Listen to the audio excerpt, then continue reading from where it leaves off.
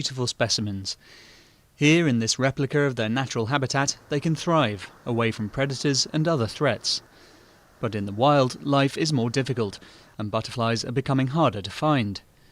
That's certainly what Amy Walkden and Emma Grice are finding in their rural village of Abbots Kerswell. What colour is it? What colour is it? There it is. Oh, a white one. Has it got so the one is a large white. After school, Amy and Emma often take their children and school friend butterfly spotting.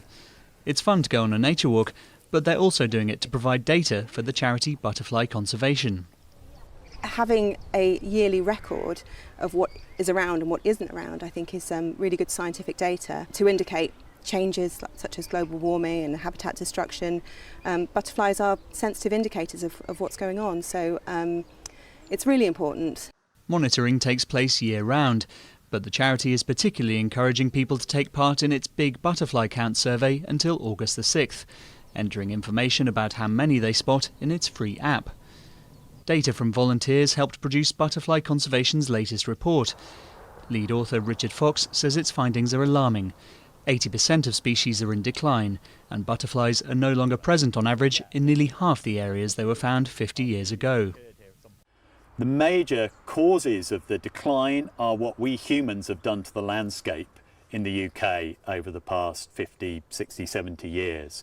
And so that's things like the intensification of agriculture, which is not just chemicals that go into that, pesticides and fertilisers, but also changes to the landscape. So removing hedgerows, maximising the space for growing crops and pushing nature out of farmland. Back at home, the Walkdens are also raising caterpillars in their garden. Young Robin already has a good idea of how important this is.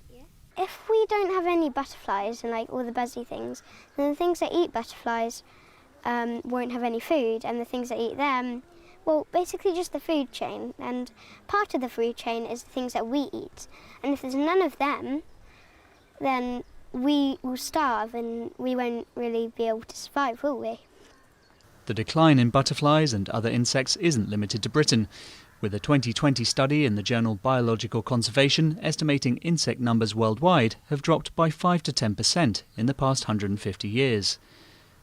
The UK government now includes butterfly numbers as an official indicator of biodiversity. The hope is that with proper monitoring and efforts to protect threatened species, the decline in butterfly numbers could begin to reverse.